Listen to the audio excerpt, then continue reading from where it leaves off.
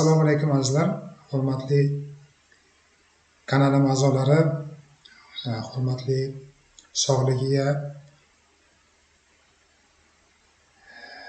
bee'tibor bo'lmaydigan, tafakkur qiladigan adekvat insonlar. Demak, bugun yangicha formatda mana video qilishlikni qaror qildim.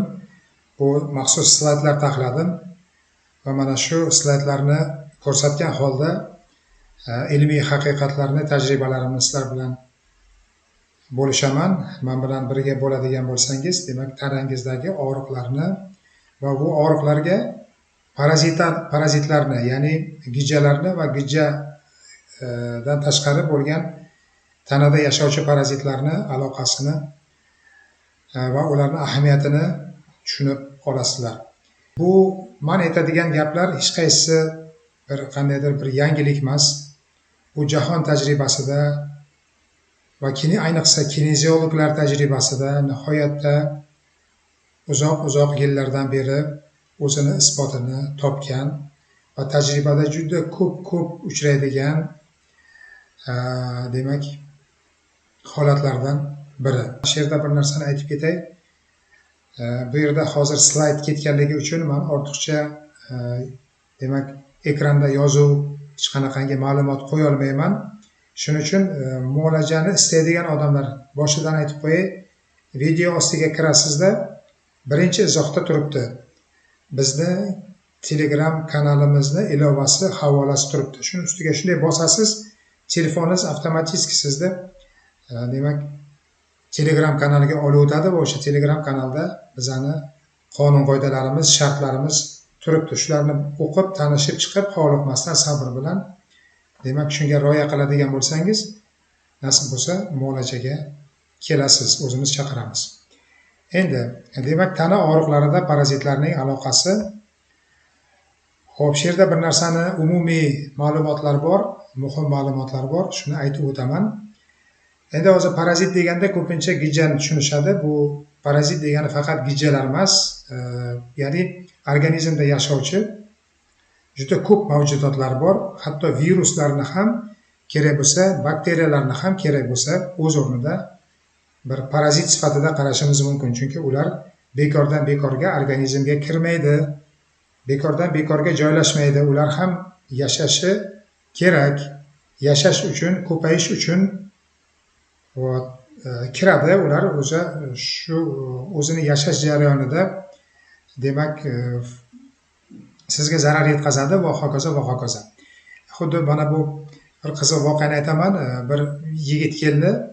Shu yigitni men tashxis qilyapman. Endi mushaklarini o'rganyapman, organizmini, holatini, og'riqlarini, kelib chiqish sabablarini o'rganib turgan paytim bir necha gijjalar, bir necha parazitlar borligi aniq bo'ldi. Shunda ustma-ust sizda bu parazit bor ekan, sizda bu parazit bor ekan, falon gijja bor ekan deganimda bir g'alati bo'ldi.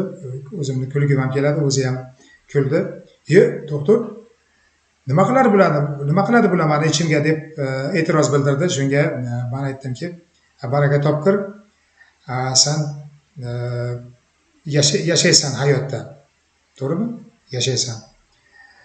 Ular ham yashash kerak. Ular sizni ichingizga kirmasa, ular meni ichimga kirmasa, ular hayvonlarning ichiga kirmasa, qayerga yashaydi ular? Axir ular ham yashash kerak bo'ladigan bo'lsa, kimnidir ichiga kirib hayot kechirish kerak-ku. Ko'payish kerak-ku. Ularga ham shunaqa bir anaqa berilgan-ku, shu nima deydi? Bu o'ziga xos bir vazifa, missiya deymizmi hayotda? Shuning uchun men shu narsa ajablanadigan holat emas dedim. Shuning uchun bilingki, bu normal holat. Bu narsalar bor, bu mavjudotlar bor va bular mana ma'lumotga qaraganda demak ular yerning qadimiy yashovchilari bo'lib hisoblanadi va Jahon Sog'liqni saqlash tashkilotini ma'lumotiga ko'ra yer yuzida 4,5 milliard inson parazitlar bilan kasallangan.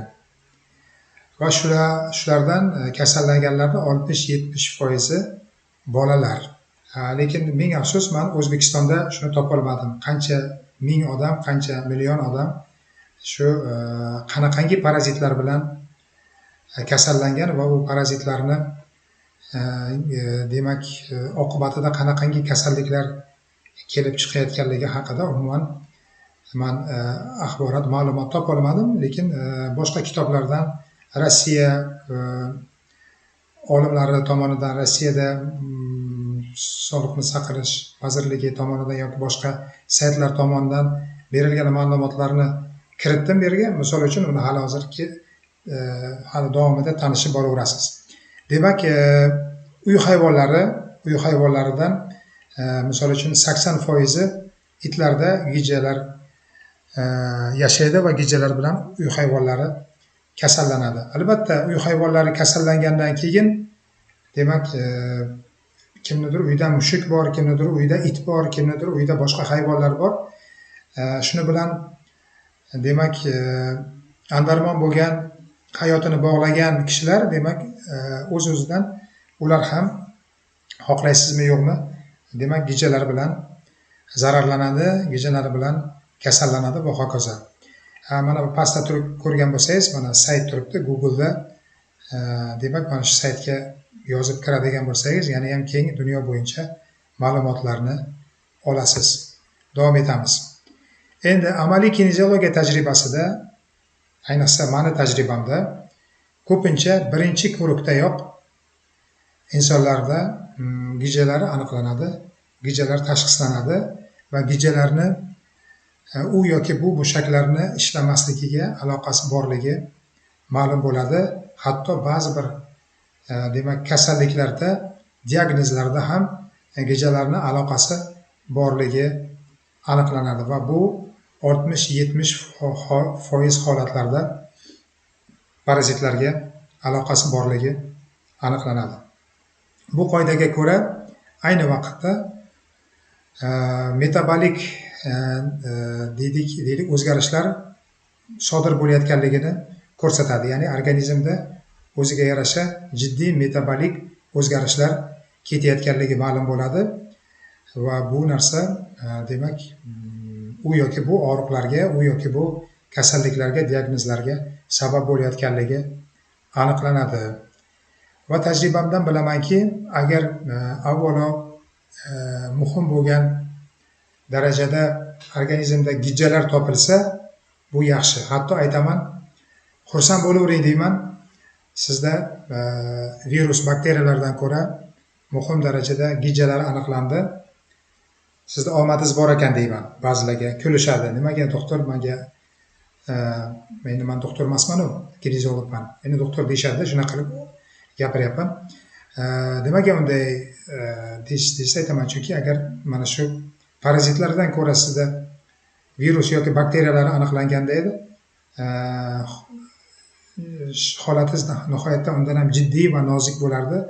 Sizni tiklash va o'nglash tanangizni, tizimingizni nihoyatda qiyin bo'lar edi deb aytaman. Chunki shunaqa gap bor rus tilida. Если в теле нашли паразиты, значит это съедобное тело.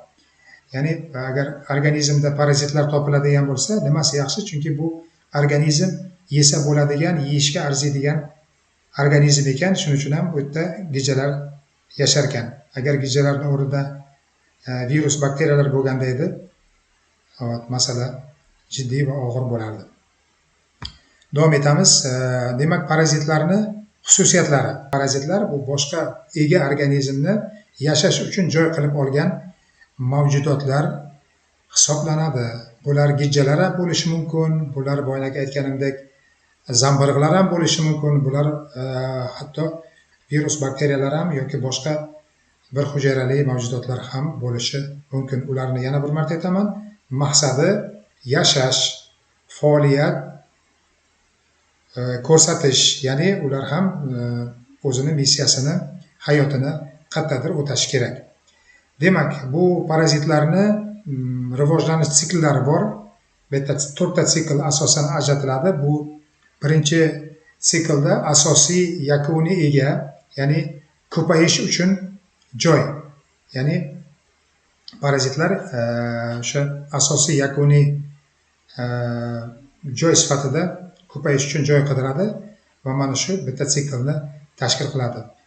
Yana bir ularni rivojlanish holatida oraliq sikl bo'ladi, oraliq ega qidiradi ular va mana shu oraliq egada lichinkalar ko'payish uchun joy qidiriladi. Parazitlar o'zini lichinkalarini ko'payishi uchun, lichinkalar yashab qolishi uchun demak joy qidiradi va o'sha qaysidir bir organizm yoki hayvon organizmi yoki inson organizmi tanlanadi shuning uchun. Uchinchi rivojlanish jarayonida sikl bu qo'shimcha ega deyiladi, ya'ni ikkinchi oraliq ega. Ya'ni bu yerda o'sha anaqalar parazitlar to'planadi. Va to'rtinchi holat bu zaxira ega. Ya'ni parazitlarni uzoq vaqt qoladigan joyi. Ya'ni uzoq vaqt qoladigan joyi organizmda shunaqa joylar bo'ladi. Organizmlar insonda yoki hayvonda kirib, mana shu ma'lum bir sikl davrida uzoq vaqt qoladi, qimirlamagan holda. Ana shu vaqt ular demak bir joyni tanlab, shu yerda demak shu siklni o'tashadi. Endi gijalarni mahalliy joyi, organizmda gijalar bor ekan, demak ular qayerda yashaydi deydigan savol bu tabiiy. Ana endi mana rasmlarda ko'rinib turibdi, e'tibor bilan qarang. Aytganday, bemalol YouTube'ni pauzasini bosib, yozuvlarni o'qib, keyin yana play'ni bosib, davom etib ketib, meni gapimni ham eshitishingiz mumkin.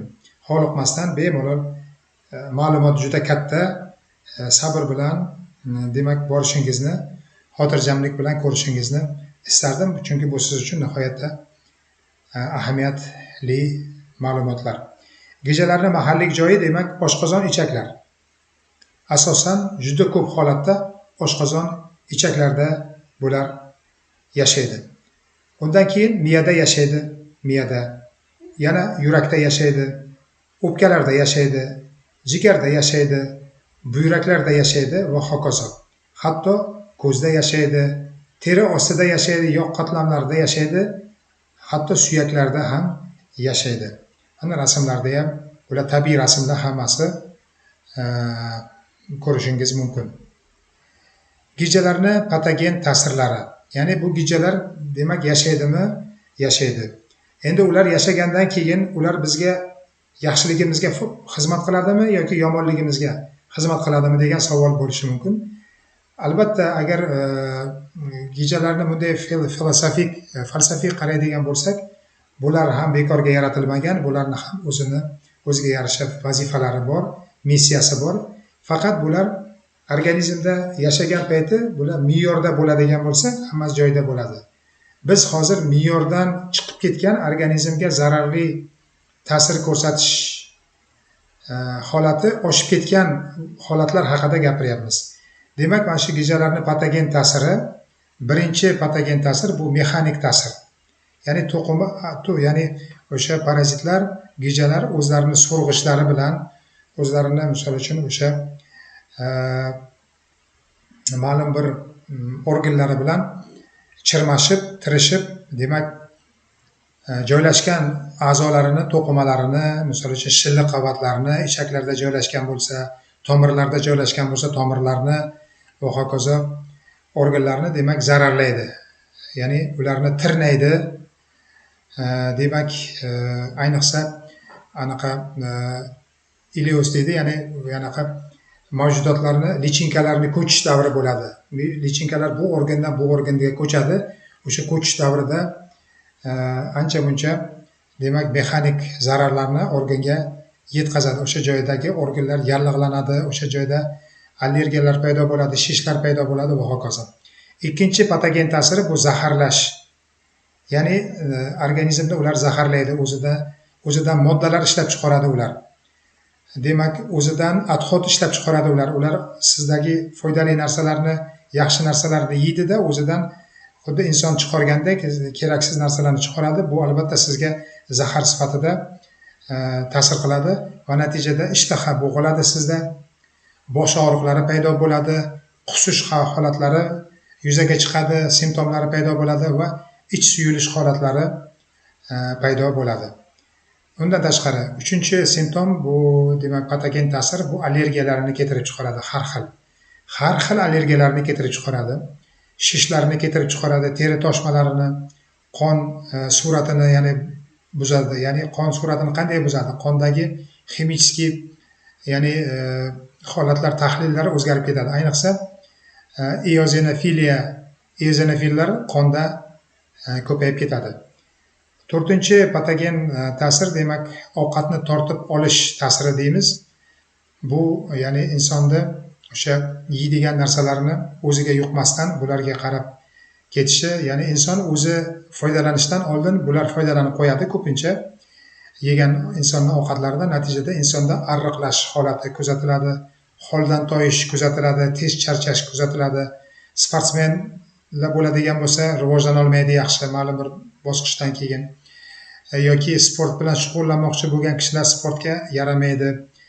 O'zlari bilmaydiki, ularni demak organlarida demak parazitlarning har xil turlari yashayotgan bo'ladi va kamqonlikni keltirib chiqaradi. Beshinchi ta'sir demak immun tanqisligi, immunitetni zaiflash. Tanqisligi deganim immunitetni zaiflashtiradi va mana shu zaharlar, vitaminlarni ularni o'zlashtirilishi, makro mikro elementlardan birinchi ular o'ziga oziqa sifatida foydalanishi, sizga esa o'zidan musor, axlat qoldirganligi natijada organizm zaiflashtirib, shu bilan birga immunitetni ham zaiflashtiradi.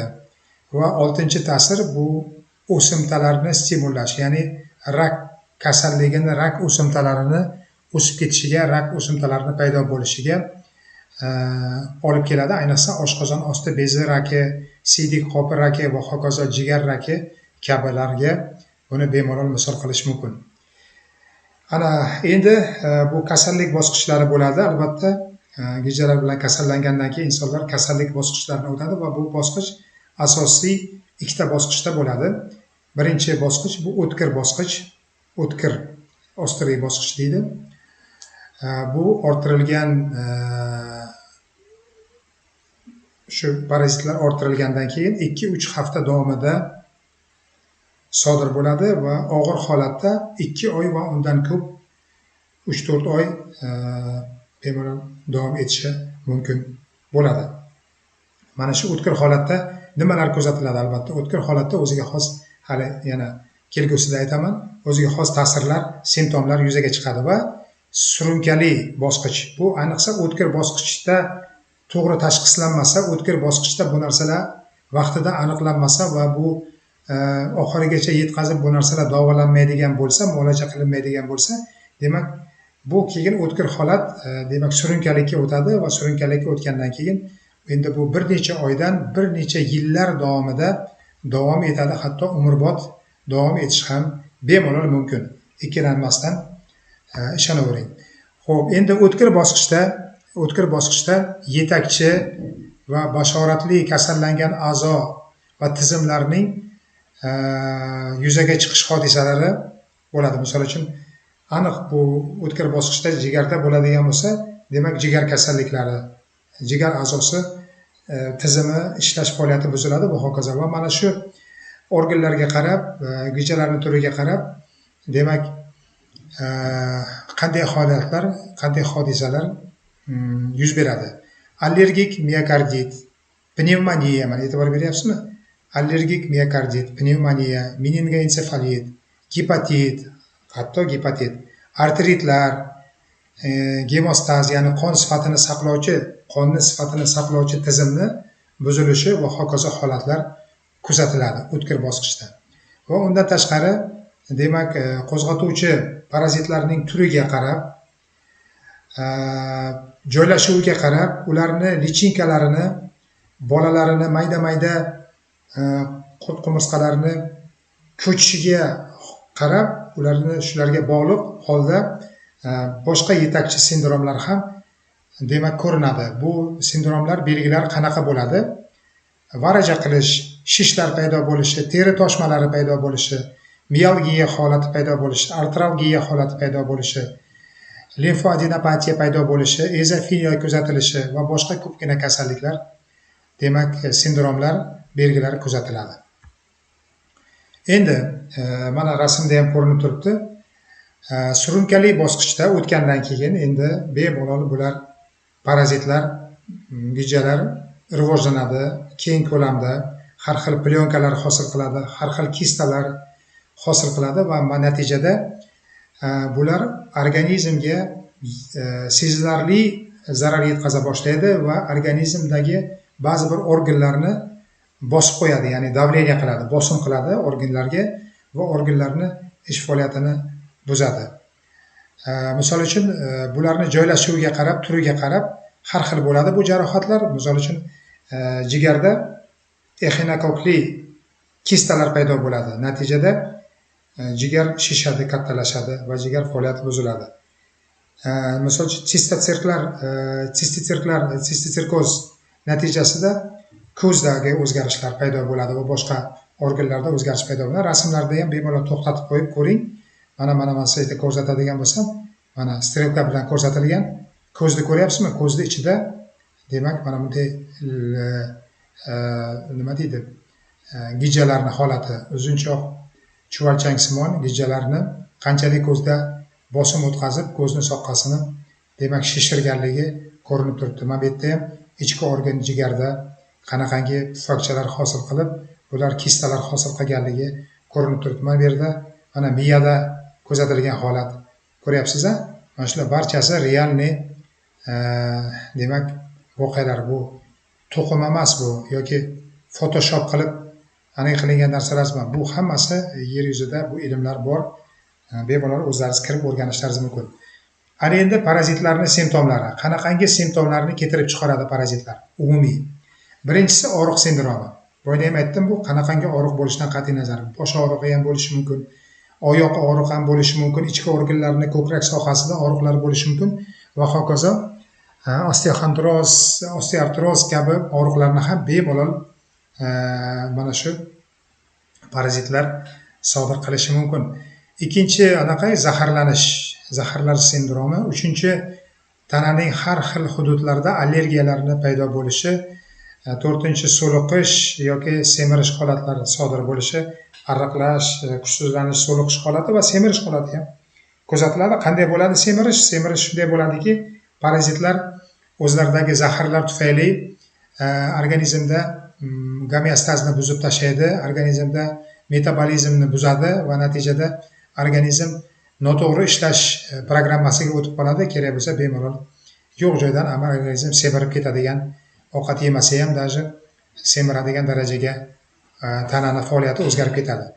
Beshinchi immun boya ham aytdim, zaifligi, tez shamollash holatlari, nafas tizimidagi holatlar, tez respirator holatlar paydo bo'lishi, yo'tal holatlarini uzoq vaqtlar yo'qolmay sodir bo'lib turishlari mana shunga bemalol misol bo'ladi. Keyin ya'ni o'yit buzilishi, ya'ni bezovta ichaklar simptomi. Ya'ni bu o'yit buzilishi degani organizmdagi foydali bakteriyalarni kamayib ketishligi va organizmda disbiyoz holatini paydo bo'lishligi. Ya'ni foydali bakteriyalarni kamayib, bijg'ituvchi bakteriyalarning ko'payib ketishi natijasida demak ichak simptomlari paydo bo'ladi. G'uldirash, ichakda ortiqcha gazlarni paydo bo'lishi va hokazo bular hammasi mana shu parazitlarning simptomlari bo'ladi. 7-chi kamqonlik. Shu bilan birga B12 vitamini tanqisligi, anemiyasi ham gijalar tufayli bemalol paydo bo'ladi va bu nihoyatda ko'p uchraydi. Va 8-chi simptom bu vegetatamir simptomi, ya'ni vegetasosudistic distoniya, vegetasosudistic sindromi deydi. Kelib chiqishi demak noma'lum bo'lgan har xil kasalliklar kelib chiqishi noma'lum bo'lgan har xil simptomlarni shunday deb ataladi meditsinada, ya'ni nima deydi rus tilida? Idiopatichskiy sindrom deydi. Idiopatik kasallik, ya'ni kelib chiqishi noma'lum bo'lgan kasallik. Osteonevrotik kasalliklar, dispepsik kasalliklar, xolidiskinetik titroq kasalliklar, titrash kabi sindromlar, sovuq qotish kabi sindromlar paydo bo'ladi. Davom etamiz. Ana endi mana bu yerda Albatta slayd e'tibor bilan yaqinlab o'qing, to'xtatib. O'smalarni parazitlarga aloqasi. Mana shu yerda nihoyatda ko'p olimlar, shifokorlar, ya'ni исследовательlar parazitlarni o'rganishgan va ko'p kasalliklarga parazitlarni aloqasi borligini aniqlashgan va bu izlanishlar natijasida ko'p kitoblar yozilgan. Mana shu kitoblardan bittasini mana shunaqa iqtibos sifatida keltirdim. Bu yerda bir necha mana olimlar va mediklar demak birlashib kitob yozishgan.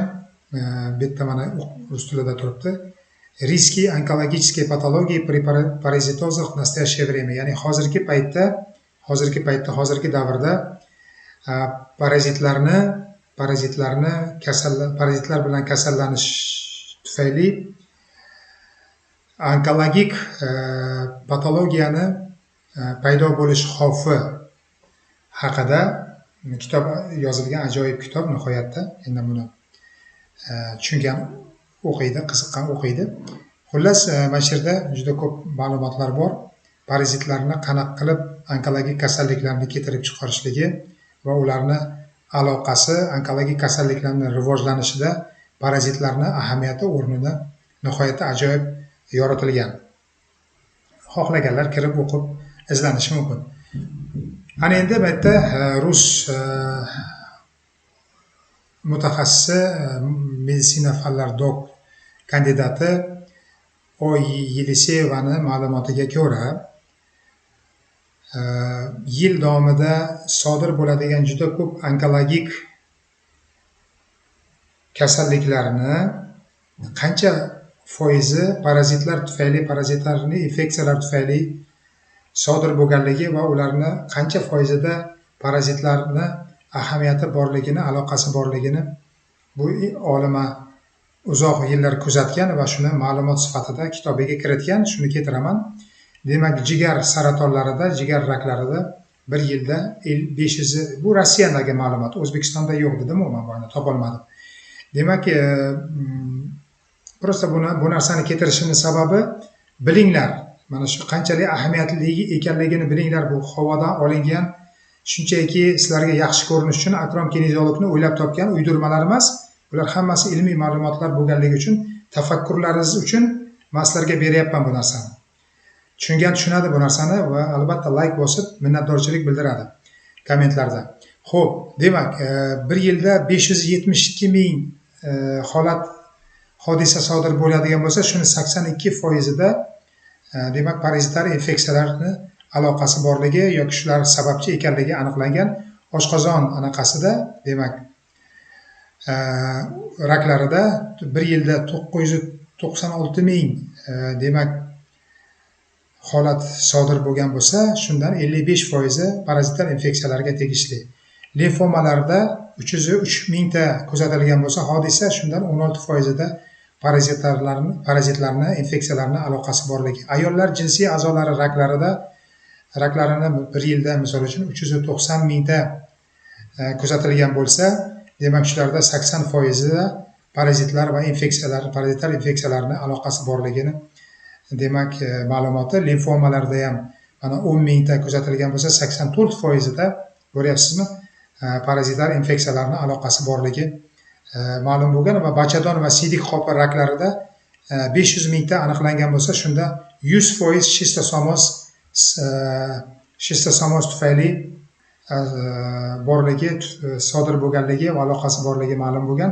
O't qopi va o't yo'llari raklarida 10.053 ta kuzatilgan bo'lsa, hodisa shunda 90%da apistorxozni aloqasi borligi ma'lum bo'lgan. Davom etamiz. Parazitlar tufayli kelib chiqadigan kasalliklarni atamalari qisqagina aytib o'tib ketaman. Mana shundan misol uchun fassilioz, o't yo'llari da yashovchi parazitlar tufayli sodir bo'ladi bu narsa. Endi bu narsani men ta'kidlab o'qib o'tirmayman, chunki o'zlaringiz videoni to'xtatib qo'yib bemalol o'qib olishlaringiz mumkin. Mana shu bu hali bu yerda 3 dan birini keltirdim. Bu atamalarni, bularning hammasi demak o'sha organlarda yashovchi demak parazitlar tufayli sodir bo'ladi. davom etamiz. Mana bu yerda mana yana rasmli slayd tushunishlaringiz uchun mana jigar exinokoki tufayli jigardagi ahvol. Ko'ryapsizlar qanaqangi bo'ladi. Buni inson biladimi? Inson bilmaydi. Inson bir balo qilib inqir-sinqir qilib yashayveradi, lekin ahvolini mana shu jigarda exinokoki demak dabdala qilayotgan bo'ladi. Bu uchrab turadi. Bu holat ham lekin juda ko'p bo'lmasa ham uchrab turadi. Mana bu yerda endi miyani sistotsirkozi. Mana ko'ryapsiz, mana bu yerda shish. Bu yerda ham mana opxol shish bor. Mana bu yerda ham kesma holatida mana miyani bo'limlarida demak o'smalar, shishlar aniqlangan. Mana bu yerda ko'zni sistotsirkozi natijasida mana shunday holatlar paydo bo'ladi. Mana ko'zda mana ko'ryapsiz? Va mana bu yerda suyak paraziti. Bu rentgenda tushirilgan snimka, mana ko'ryapsizlar, bu yerda demak suyakda parazitlar yashayotganligi demak ma'lum bo'ladi. Ana endi parazitlarni tashxislash qanday bo'ladi? Qanday qilib parazitlar tashxislanadi? Bu axlatni tahlil qilish, buni hamma biladi. Demak, lekin bu axlatni tahlil qilish haqida bir og'iz gapim. Axlatni tahlil qilish nihoyatda informatsiyasi, axboroti kam bo'lgan tahlil. Chunki axlatni kamida 3 xil vaqtga olinish kerak. Bunda tashxis, tahlil yaxshi chiqish uchun, aniq chiqish uchun 3 xil vaqtga olinish kerak va 3 xil vaqtga axlatni 3 xil joydan olish kerak. Axlatni boshi, axlatni o'rtasi, axlatni oxiri va shularni hammasi tahlillangandan keyingina ma'lum bir xulosaga kelish mumkin va bu xulosa atigi 30-40% gacha ham yetmaydi. 20% dan ziyod bo'ladi aniqligi, qanaqa parazit yashayotganligi. Faqat lambalargina juda tez aniqlanishi mumkin. Ba'zi bir parazitlar umuman axlatdan aniqlab bo'lmaydi.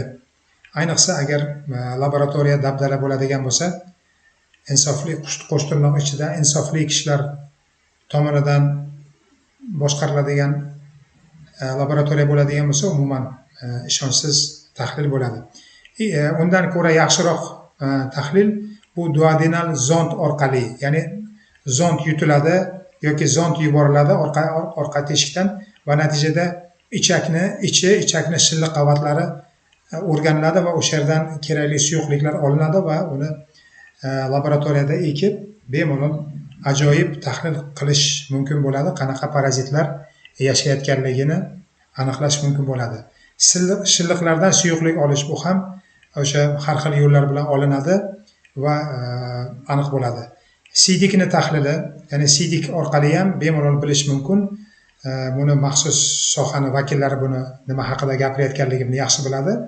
Demak, organizmda demak qanaqa parazitlar yashayotganligini bilish mumkin. Keyin immunologik tahlil, bu ham ajoyib tahlil, qimmat tahlil va zo'r laboratoriya bo'ladigan bo'lsa, bu narsani ham bemalol aniqlash mumkin. Bu yerda immunoglobulinlar turi o'rganiladi. Qanaqangi immunoglobulinlar qonda ko'pligi aniqlanadi, aktiv formasi, neaktiv formasi aniqlanadi va shunga qarab qaysi immunoglobulin ko'pligiga qarab demak organizmda qanaqangi gijjalar yoki parazitlar yashayotganligi, zamburug'larmi yoki bu sistodlarmi yoki bu trematodlarmi yoki boshqa parazitlar ma'lum bo'ladi. Va kompyuterli tomografiya, MRT, PCR, UZI, rentgen orqali ham bu narsalarni bemalol aniqlash mumkin. Bo'ynak rasmlardan ham o'zingiz ko'rdingiz, tafakkur qiladigan odamlar o'sha buni tushunib oldi. Men bir narsani shu yerga aytib ketay. Men qoyil qolganim, bunchalik mutaxassislar borligini bilmasdim. Rossiyada bir sayt orqali bildim, buni videolari ham bor, kuzatdimki, shunday mutaxassislar bor ekan, ular UZI tahlillari qilishar ekan va mana shu UZI orqali organizmda qanaqangi gijjalar borligini, ichakda qanaqangi gijjalar borligini, jigarda qanaqangi gijjalar borligini aniqlashar ekan va qiziq joyi qoyil qoldirgani meni gijjalar o'likmi yoki tirikmi? Shungacha aniqlab olganligini men ko'rdim va qoyil qoldim. O'zimizda ham shunaqangi mutaxassislar ko'payishligini umid qilib qolaman va xohlab qolaman.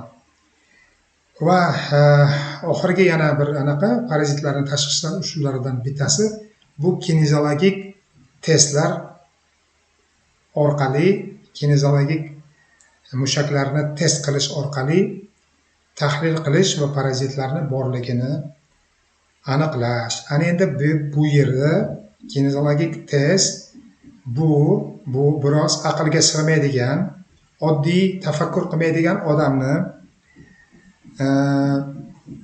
ensasini qotiradigan va ishonmasligiga sabab bo'ladigan tahlil. Shuning uchun bu tushunganlar uchun tahlil hisoblanadi. Ya'ni qanday bo'ladi tushuntirib o'taman. Albatta tafakkur qiladigan odamlar uchun bu umuman hech qanaqangi bir taajjubga soladigan, odamni ensasini qotiradigan holat emas. Menga kelgan bemorlar juda buni yaxshi bilishadi. Organizmda bioenergetik poliyasi bor, maydoni bor tanada. Ya'ni organizmda tinimsiz tok almashinuv, tok harakati bo'ladi. Ya'ni buni biomaydon deydi. Ya'ni yana bir tilda elektr maydon deydi, elektromagnit maydon deydi. Impulslar, plus minus zaryadlarni oqimi natijasida hosil bo'ladigan bu maydon va hosil bo'ladigan jarayon. Ana endi organizmga agar maxsus mana rasmda turibdi, mana kinezologik nozotlar, mana bu yerda turi ko'p bularni, minglab nozotlar bor. Bu nozotlarda eng oxirgi 21-asr texnologiyasi asosida axborot tashuvchi vositalarga, demak, axborot yozilgan bo'ladi. Yana bir marta aytaman, 21-asrda yashayapmiz. Insonlar Marsga uchishga hozirlik ko'rishyapti, Marsga uchishga harakat qilishyapti va qanaqangi ilmiy izlanishlar qilinyapti, genni injeneriyalar qilinyapti va hokazo. Shularning oldida bu narsa hech qanaqangi taajjubli narsa emas. Mana shu nazotlar organizmga yaqinlashtirilgan payti yoki aniqrog'i organizmga tekkirilgan payti, badanga tekkirilgan payti bu nazotlardagi axborot organizmda biopoliyasiga, energiya elektron maydoniga ta'sir qiladi va nervniy sistema bu narsani his qiladi. Natijada mushaklarda reaksiya paydo bo'ladi, refleks paydo bo'ladi. Misol uchun, agar organizmda deylik parazit ko'p bo'ladigan bo'lsa, deylik parazitlarni bir turi ko'p bo'ladigan bo'lsa, organizmga o'sha parazitlarni axboroti yozilgan nozotlarni tekkirilgan payti organizmdagi sog'lom, baquvvat bo'lib turgan mushak, indikator mushak birdan zaiflik holatiga o'tib qoladi. Bu birinchi belgi bo'ladi.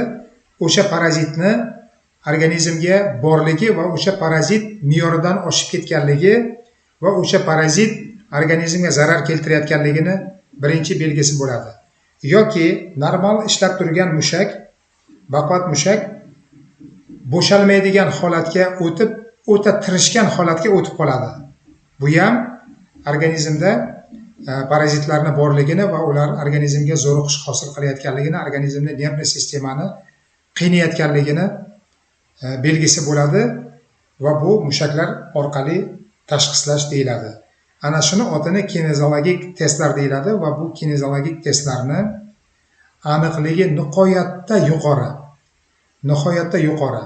Yana bir marta aytaman, bu tushungan, tafakkur qilgan insonlar uchun. Ya'ni men aytamanki, tajribamdan ba'zi bir odamlarga men sizda parazit bor ekan degan paytim ularga aytmasdan, ular to'ppa-to'g'ri aytdingiz, doktor deyishadi. Ya'ni men doktor emasman, endi doktor deydi xalq. To'ppa-to'g'ri aytdingiz, men 6 oy oldin tekshirganimga menda xuddi siz aytgan parazitlar borligi ma'lum bo'lgan edi, lekin men davolangan edim. Yana demak menda hali ham shu parazit bor ekan yoki men davolanmagan edim, e'tiborsiz qoldirgan edim deb qolishadi. Yoki kimdir qiziqib, men ularga parazit bor, mana shunday parazit bor, ayniqsa bu parazit seni jigaringda bor ekan yoki ingichka ichagingda bor ekan desam, ular mendan chiqib ketib, ikkilanib, laboratoriyaga borib, maxsus ko'riklarga borib, o'zlarini tashxis tahlil qildirib, shu narsani aniqlanganligini ham menga aytgan insonlar bo'lgan. Demak, bu kinezologik test nihoyatda aniq tahlillardan bittasi hisoblanadi. Chunki tana sizdan ham, mendan ham, laboratoriyadan ham yaxshi biladi, nervniy sistema yaxshi biladi o'zida kim borligini, u kimni qanaqangi zarar keltirayotganligini juda yaxshi biladi. Shuni faqat tanaga ko'rsatib, uni ta'sirlashni bilsangiz, demak u mushaklar refleksi orqali sizga ha yoki yo'q deb javob beradi. Endi faqat kinezologik testda bitta narsa bor. Kineziologlar bu tahlillarni o'tkazayotgan payti kineziologlar ularni sifatini aniqlaydi. Ya'ni sifat ko'rsatkichini, sifat tahlilini o'tkazadi. Ya'ni parazitlar bormi, yo'qmi? Ular qaysi organda bor, qaysi organda yo'q? Ularni qaysi turlari bor, qaysi turlari yo'q? Shuni aniqlaydi. Lekin ularni ko'p yoki kamligini, miqdorini aniqla olmaydi. Tushunarli? Ya'ni ular ichakni bosib ketganmi, jigarni 10%, 20% qismini qoplab olganmi, uni aytmaydi, lekin jigarda borligini aytadi. Qonda eozinofillar ko'payib ketadi dedim boyna.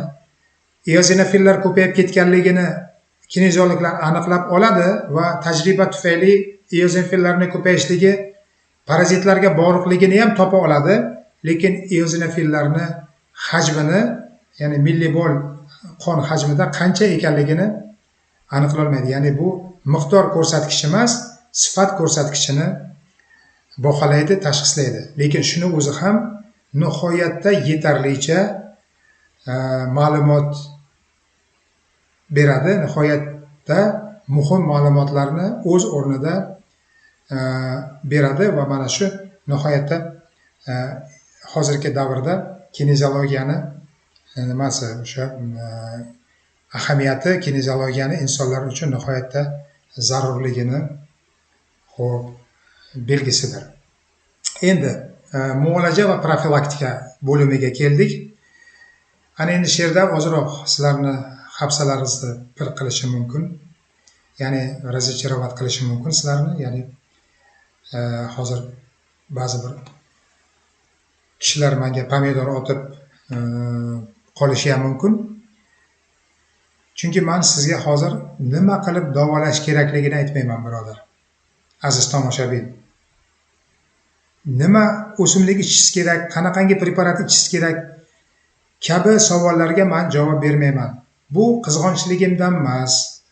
Bu sizlarni yomon ko'rganligimdan emas. Bular sizlar o'lib ketsanglar, nima bo'lib ketsanglar, bo'lib ketaveringlar. Bu sizlarga yomon bo'lib ketsa, yaxshi bo'ladi, men mazza qilaman deganimdan emas. Bu mas'uliyatni his qilganligimdan, o'zimni bilgan mutaxassis ekanligimdan. Nima uchun? Chunki bizning xalqda shunaqangi bir odati bor, yomon odat. Ya'ni xalyavaga uch. Agar hozir men bir narsa haqida gapirib qo'ysam, shartta aptekaga yugurib borib, menda shu belgilar, bu belgilar bor ekan, demak bu qurt tufayli bo'layapti ekan, mana men tushundim deb o'ziga o'zi davolash ishlarini boshlab yuboradi. U belgilar qurt tufayli bo'layaptimi, bakteriya tufayli bo'layaptimi, virus tufayli bo'layaptimi, buni aniqlolmaydi ham, qiziqmaydi ham. Gap shu emish deb aptekaga yuguradi yoki o't do'konga yuguradida borib o'simlik olib ichishga harakat qiladi. Lekin bilmaydiki, u o'simlik yoki o'sha preparat unga qanday ta'sir qilishligini, uni qancha dozada ichishligini bilmaydi, qaysi parazit borligini, qaysi organda u joylashganligini bilmaydi. Natijada mana shu ishlarni qiladi va bu insonga zarar beradi. Mayli, men shuni aytdim ham deylik. Ba'zi bir narsani aqllilik qilib. Ko'pchilik menga "Voy, rahmat, baraka toping" gaplarni eshitamiz. Bitta ikkita odam balkim o'sha to'g'ri tushib qolsa, foyda topib, minnatdorchilik ham yozishi mumkin menga. Duolar qilishi mumkin meni. Lekin yuzlab odamlar men aytgan holatda sodir bo'lib, ilmsizlikdan, xoliqmalikdan o'ziga zarar keltiradi. Kim javob beradi? Albatta u odam javobgar deb o'ylaysiz. Yo'q. Men javob beraman. Ya'ni buni yuki menga tushadi. Chunki bu narsani men aytganman berga, ommaga. Uni ahmoqligi, uni kalta fahmligi, uni xoliqmalikligi ahamiyati yo'q undan keyin. Chunki men uni aytdim. Mana shu narsani ichsang, mana shu narsani o'qisang, falon narsa ketadi deb aytdim. Lekin aslida unga noto'g'ri ta'sir qiladi-da, u o'ziga zarar keltirib qoladi. Shuning uchun men shuni istamaganligimdan aytmayman. To'g'ri tushunasiz deb o'ylayman. Lekin bir narsani umumiy bir narsani aytamanki, mana shu yerda mana ko'rsatilgan muolajada va profilaktikada sabzavotlar, o'simliklar va mana bunaqangi har xil allopatический preparatlar va biologik faol qo'shimchalar ishlatilishi natijasida bu muammolar muolaja qilinadi va profilaktika qilinadi.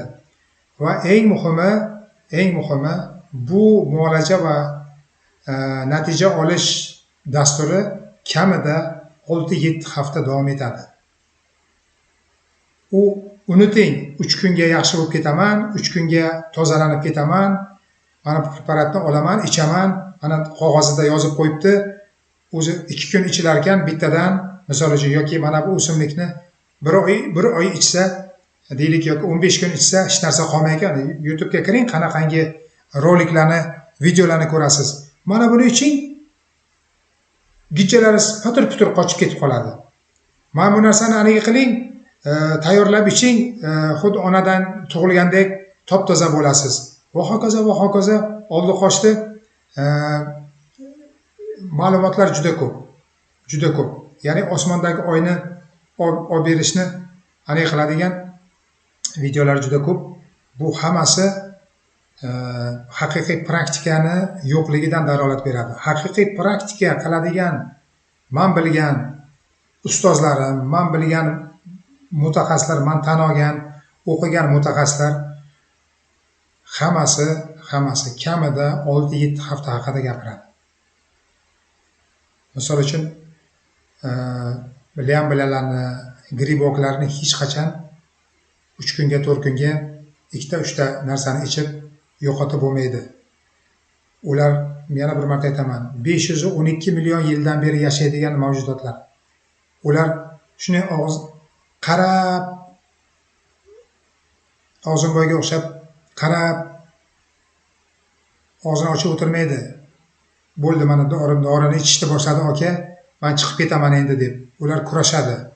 Ular bunaqa holatlarga bir necha ming martalab, million martalab uchraverib, ya'ni tajribasi oshib ketgan. Sizni ichingizdan chiqib ketmasdan yashab qolishni yo'llarini o'rganishgan.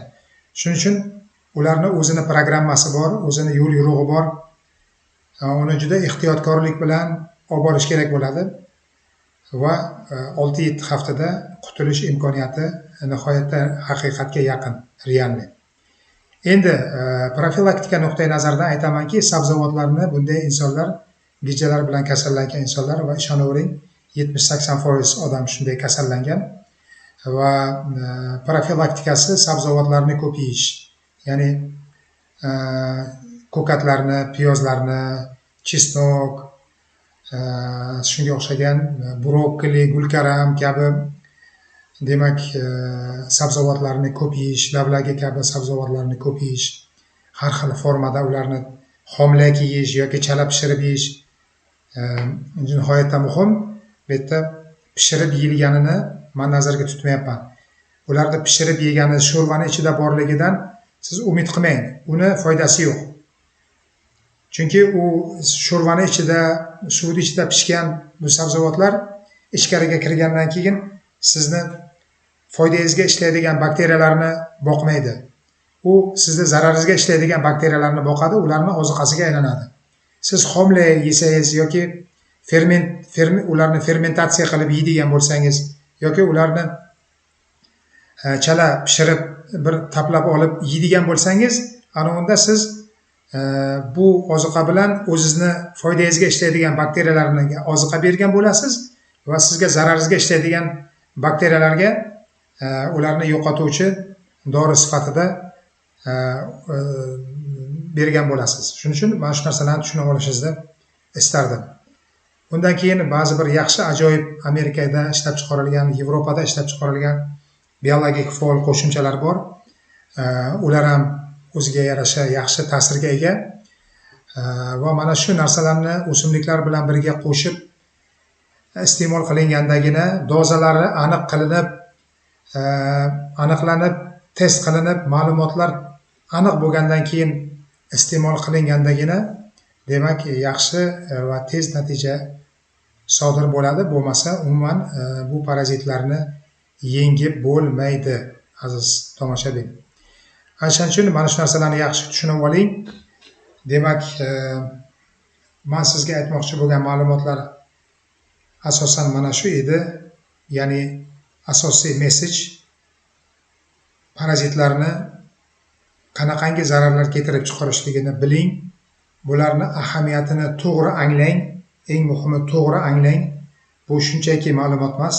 Bu realni sizni dabdala qiladigan muammo, realni millionlagan odamlarni dabdala qilib, sog'ligini barbod qiladigan muammolardan bittasi.